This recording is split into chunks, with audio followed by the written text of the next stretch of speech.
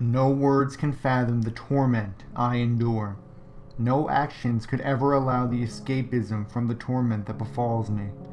The curiosity of our nature forsook me, and I have to endure what I have unleashed. Mourning our loved ones is a fate we all must suffer. Burdened with the what-ifs and the whys that follow the dead to the grave, with time, this grief fades, and we learn to accept the mortality of the human race. But I could not. I wish now that I had. Her name was Ivory. She was my first love and the only love I ever felt. We were affiliated through our parents being friends, and we have always spent time together, either at school or through our parents' parties. I loved her from the very sight of her, and I eventually summoned the courage to ask her to be mine. We were together for 5 years before she passed. Those years I dreamt would never end, but unfortunately, she was diagnosed with cancer 4 years into our relationship. It shattered my world, and I was succumbed to depression that one day she will pass into the next world, leaving me to wander alone. I made the last year of hers as happy and peaceful as it could be, reminiscing about what we had, but prolonging the inevitable only numbed this pain slightly. She died. The cancer ate away at her immune system, and she slipped away from my life. My world shattered. I felt empty. My reasons for existence had left my body. I couldn't attend her funeral, as I couldn't bear the sight of seeing the person I loved once so full of life, now a hollow shell. I lost myself. My depression overtook me, and I couldn't bear school for a while. I wish I could have taken her place. I wish that there was a way I could offer my soul to let her exist again. I couldn't live with the emptiness. I had to have her back. I had to feel alive again. Maybe if I attended the funeral, I would be able to shake this sense of guilt away and move on. But I can't. Love is too strong to shatter, even in death. I eventually re-attended school again, my parents' idea to try and take my mind off things, but everywhere I went, I felt alone. The ringing of the final bell was the only feeling of relief I ever had since the situation occurred. It allowed me to go back to my self-deserved guilt. As I was picking up my things from my locker, some kids were talking about a small gathering where they would perform a seance with a Ouija board. These sort of things never interested me, as in my opinion it was all smoke and mirrors. In fact, me and Ivory used to debunk most of the piss-poor television shows they broadcasted trying to scare the masses with the presence of the supernatural.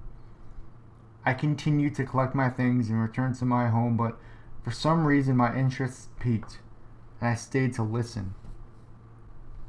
We did it at midnight, man. We lit all these candles in this abandoned house and we contacted this dead guy. We all totally got spooked and fucking left the house. As soon as these words eavesdropped, I started to wonder, what if I could talk to Ivory again? What if I can be with her again? My common sense was denied and I acted straight upon the curiosity and purchased one from Amazon. As soon as it came, I researched into how they work. Everywhere I read, it warned of its dangers and how it could open up different worlds and disrupt spirits, causing them to attack. But once again, these things are only said to scare kids, ignoring them. I waited for the time of the 12th hour. I was going to talk to her again. My body grew with excitement, and I began to feel the love we once felt when she was alive. When the clock struck 12, I placed a circle of candles around the board and began to attempt to make contact. I tried the generic hello, and if anyone is present, please make yourself known, crap you see on TV, just to make light of the situation. For the first 10 minutes, nothing happened. I felt like a fool deluded by a small window of hope. But to my surprise, 1/4 the hour, the plankette began to move. At first I thought the level of irony was greatly humorous, but as it dragged across the board to yes, my heart began to sink. I asked who it was, and to my joy it spelled the 5 letters my heart was longing to see. She was there. I screamed out her name as tears fell from my eyes. All the memories swallowed me, and like a madman's vocabulary, I confessed my love for her. But something felt wrong. The room began to drop in temperature, and shadows started to dance around the illumination the candles produced. Not normal shadows, but obscure, deformed shapes that no person could ever imitate. I shook my head, believing that due to my hysteria, I was making myself this way, and proceeded to call out to her. "Do you miss me?" I asked her, and the blanket once again began to move, but this time, as it moved, the room became darker. Whispers beckoned from the walls, and the shadows crept ever closer to taking more hideous shapes. Yes, the blanket landed on. I began to feel a little uneasy, as fear began to settle in. Maybe I should have heeded the warnings, but love pushed me onward. "Where are you?" I asked her. As soon as I asked the question, the blanket started to shake uncontrollably. The temperature dropped vastly. I struggled to breathe in the cold air. The shadows grew faces of beings with razor-sharp teeth and eyes. Eyes that I felt burning my skin with their gaze. I tried to scream out, but their air thickened and my voice denied me. I stared at the blanket as it spelt the word hell. As soon as the words were drawn, it repeatedly highlighted, "Help me." Screams of agonizing pain echoed through the wind.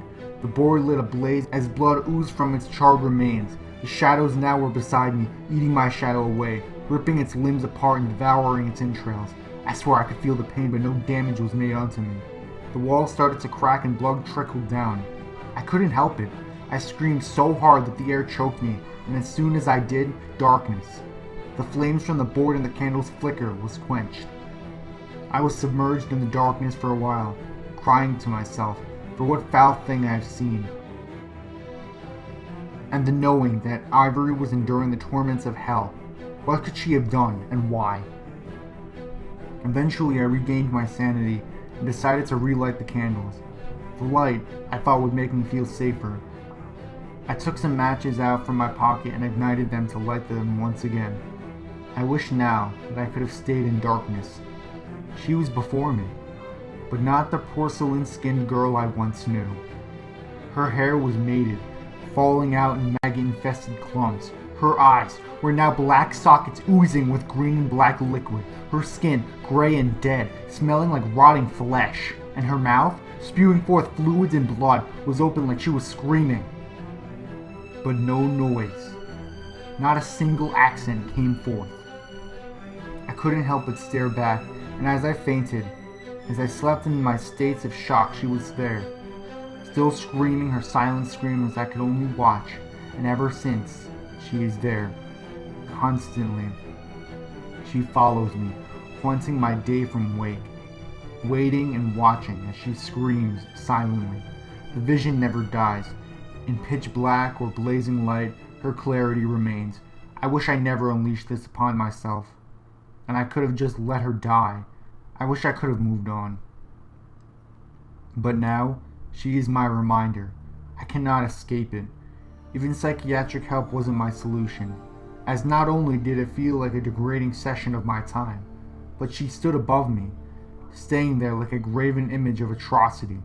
With every pressing day, she deteriorates even more, her skin decaying, growing mold now. The blood, now a black mass of coagulation. The remaining parts of her hair now cling on by the sheer dry blood. I could see the pulsation of maggot larvae within her scalp, and the smell is unbearable. It fills my lungs to the point that I refuse to breathe. When I try to sleep, she stands beside my bed, still screaming her silent anguish. The shadows still follow me, and I can still feel the piercing gaze of their eyes upon me.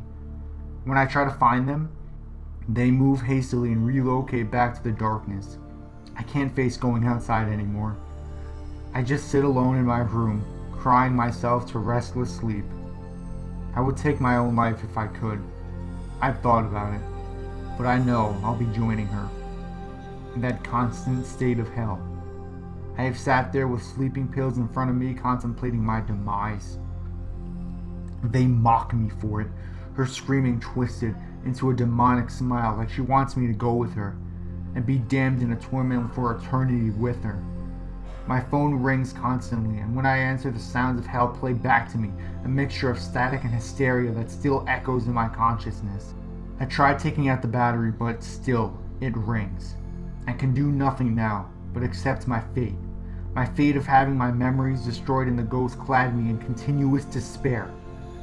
Tonight, I decided to end it all, to join her in the everlasting pain. Maybe then I can stay with her. Maybe then this nightmare will end as a journey. Maybe then this nightmare will end as I journey with her to a new one. But at least I won't be alone. I'll be with Ivory again.